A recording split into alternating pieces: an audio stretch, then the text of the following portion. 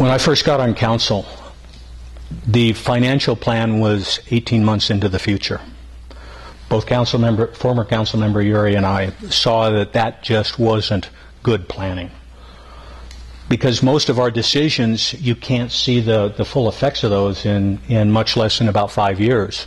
So for the last 10 or so years, we have been looking at least at a 5-year financial plan, which begins to give us a feel for the cumulative effects of a 3% pay raise today doesn't seem like much. But in 5 years, it accumulates to 18 to 20%. And all the other issues that follow along with that, the overhead costs and the benefit costs. So you begin to realize that a small decision today becomes significant because we have to pay for it in 5 years. It becomes a part of our base.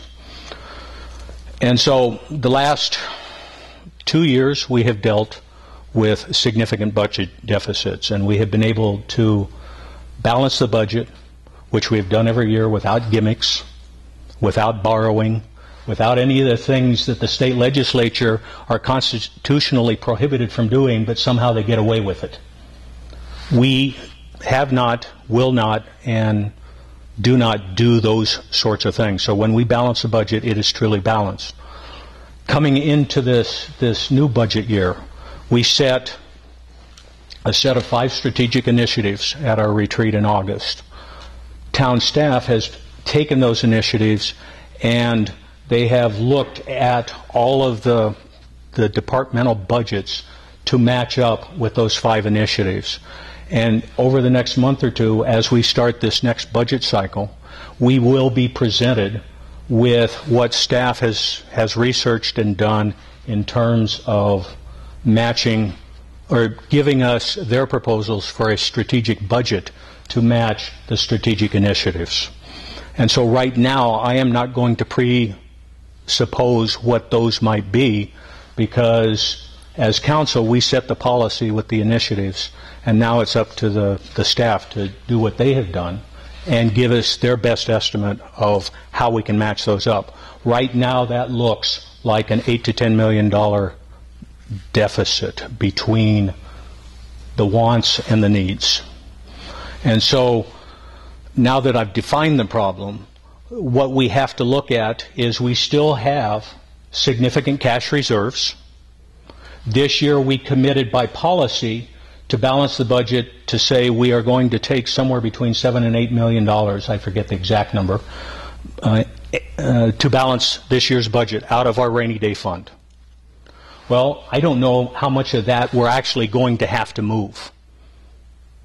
We won't know that until we get very close to the end of the year, but every month we see monthly budgets and cumulative year-to-date expenses. And as we get closer to that, we may end up with, if you will, surplus from this budget, which will allow us not to take as much out of our cash reserves, which will provide us some funds to be able to start to balance that budget, as well as additional funds that we have in reserve that we can take to balance this year's budget. We are not going to raise taxes. We put that before the people, and we've been told that's not an area that we should be looking at, and I will not. We also have a workforce that last year they came to us and said, we will give up 3% of our salaries if we need to. We did not take them up on that because they'd already gone 2 years without salary increases.